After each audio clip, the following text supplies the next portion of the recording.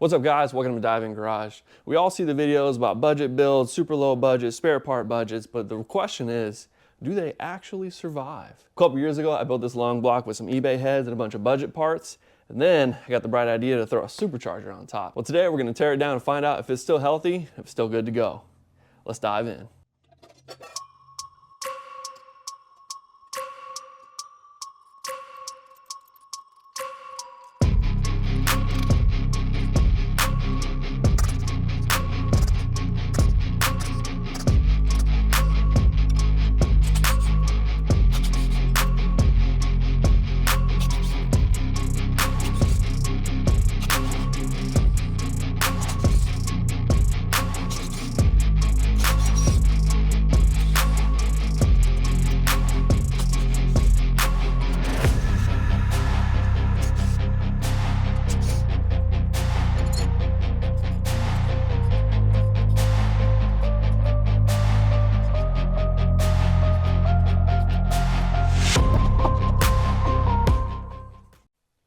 So here's our first look inside since we have the blower on here, and I'm noticing either a good bit of reversion or not sure what coming out of here. The front's got it kind of bad, and then what is this, the number 7 cylinder has it kind of bad, if you can see down in there.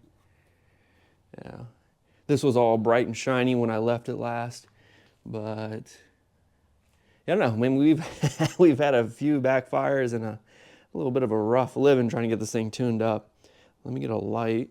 Here we go. Let's see, what can you see down in there? Ooh. Yeah, can you see that? Let me get you straight in here, sorry. Yeah, it looks pretty dark in there. And yeah, I don't know if that's reversion or what. We'll get a better look when we get this intake off.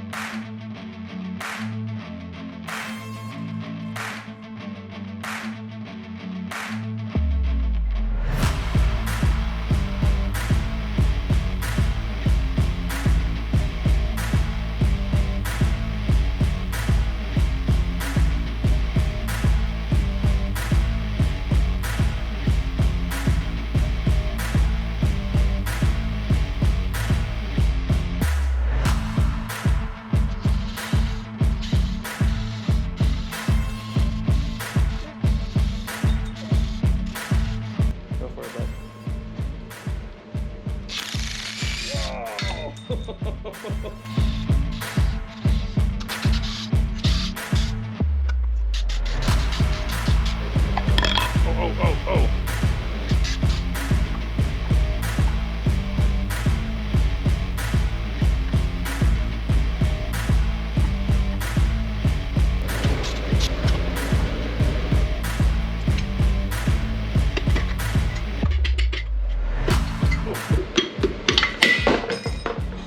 It's only the worst times.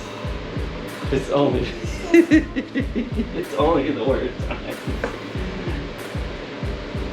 For my success moments, nowhere to be found.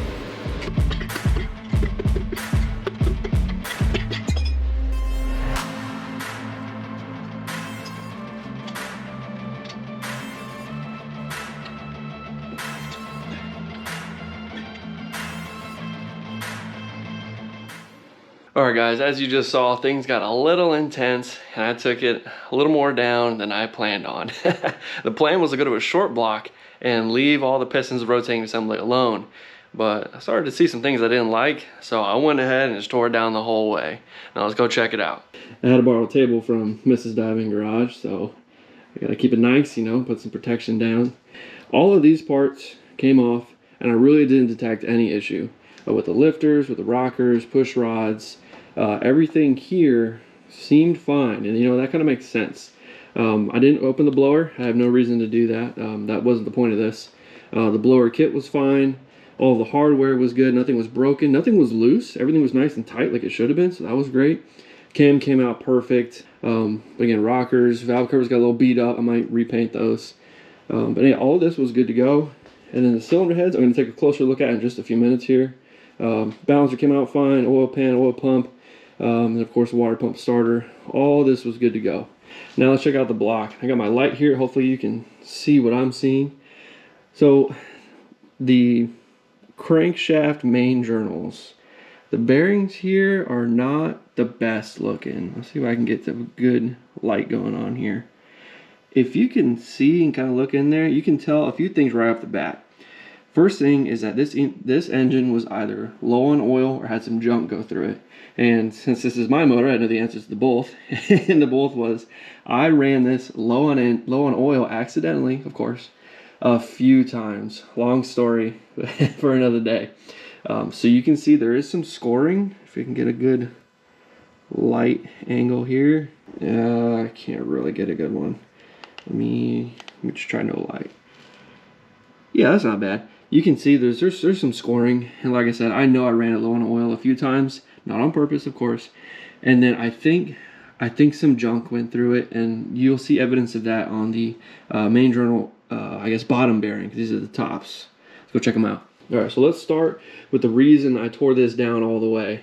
I popped off this main cover and check the bearing, and I saw this, and if you can tell, there is some uneven loading there, and I didn't like that. So I was, you know what? If this one's bad, the rest of them got to be pretty bad too. So I went ahead and tore it down the rest of the way. But to my surprise, the rest of the main bearings were decent. So this is the number 2 main. Honestly, you could put that right back in. This one must have some sort of particle in it. You can see there's a really noticeable line. Looks like a piece of junk or a piece of something went right through there. And here's the next one. This one looks perfect. I put that right back in. Again, there's a bit of uneven loading there, and you can really see that in the back here at this where the oil pump goes. This is the rear main. Look at that. You can see where it was contacting and where it basically wasn't. Now, why is that? Well, let's go back over here to the block. When I was assembling this, a lot of people asked, and I answered. The question is, can you run ARP studs without line honing your block? And the answer is yes, you can. But what's going to happen is that instead of being your main journals, or I'm sorry, the block and the main cap being a perfect circle, it might end up being a little bit of an egg shape this way or a little bit of an egg shape this way. And I think that's what happened here. Because I had no loading at the top or the bottom of that last main, I think it started to make an oval or an egg shape. So the mains started to kind of spread out. And it's crazy because this is only thousandths of an inch, but you can really tell on the main bearings. So Again, that's not the end of the world. If this does happen, I mean, I was running it like this just fine. And the thing I did notice too is when you got the crank and you have it in the block and you spin it, it should spin and then sort of keep going. With this setup, it would spin and then stop, and then spin and then stop. With doing it by hand, of course. And that's an indicator of that. You have some unevenness in your main journal assembly. So that's another issue. But am I gonna keep running the studs, or am I gonna switch to bolts? I don't know yet. I don't know the answer to that yet. But let's move on. So really the star of the show here are these Summit rods and these Seal Power or Speed Pro. I forget the brand of these pistons. Man, these things look killer still. There is like no resistance. It moves perfect. All the retainers are there still. The piston and rod assembly, awesome. And then looking at the bearings for the pistons and rods, let me see if I can get the angle in there. It looks like it ran low on oil. That's, if I was disassembling this and I was trying to guess at what happened, that would be my guess. But again, I know it did because it's my engine, so that's what happened. But really, all these look really good. Like if I was super tight on money and I needed to do like a budget like refresh, I would just throw these rod bearings right back in. Like this one's got a little bit of discoloration on it, but honestly, these look really good, and I'm pretty happy with that. So quick recap of the rotating assembly. I need to figure out something with the main studs or main bolts because of the uneven loading. Pistons and rods were perfect, and as you saw, I did drop one, but it's probably fine. I'll inspect it real close later on. But yeah, these things look killer. I'm probably going to swap out the rings. Just something a little stronger that'll hold the boost, because now that I'm going to be running like 15 psi, and probably in the end, I want to make sure whatever I put in is going to be able to withstand that. I think these are just plain cast rings. I'll get those changed out. All right, then back to the block. Let's take a look at the cylinders, and if you can tell, there's no crosshatch left. I did do a ball hone. Actually, you know what? If you look down at the very bottom, you can see it. You see how it sort of changes color? Let's see if I can hold the light and show you at the same time. You see how it sort of changes color right about here? That's where the piston never travels. So that's where you can see the ball hone is totally gone. So just another reason that if you're scared of using a ball hone, don't, because it doesn't remove material. It sort of just moves the material. So I'm going to be doing probably a better hone job. And yeah, these don't really look super good, I'm not going to lie. And then of course I need to touch up the deck. The deck looks really bad. When I put this together the first time, I mean, I knew what I was doing, but like I didn't quite have a ton of time, so I kind of rushed through it. But this time I'm going to take a little more time and do it right. And then to come over here and get my light again. There we go. Yeah, I mean, it's not awful. Again, if I had to, and I had to do a really fast hone, like ball hone, I'd ball hone these again. Like this one doesn't look super good, but yeah, that's okay. I'm gonna do a better hone job this go around, and it'll be all right. Cam journals, I never really suspected an issue with, but after I did that one engine where the cam journal the cam bearing failed, I'm probably gonna swap these out. And I almost forgot to check out the cylinder heads, even though I just said I'll take a look in a second. So look at the combustion chamber here. The color you're looking for, so I can get some better light. Here we go.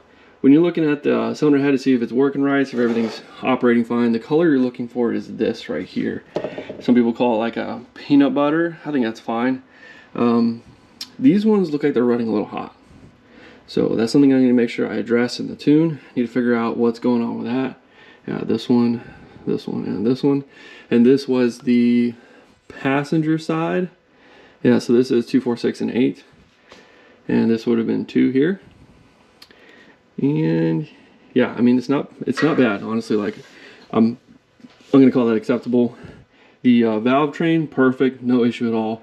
Love these beehive springs from Comp. Not any sort of issue here.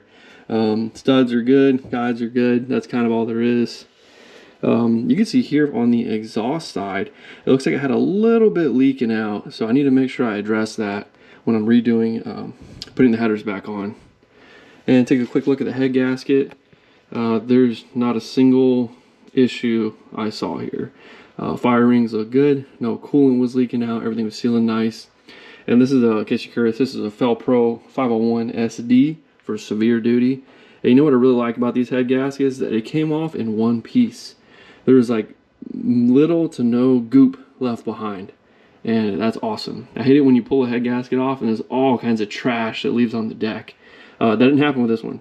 This one it cleaned up really good, really easy. Alright, then this here is the driver's side.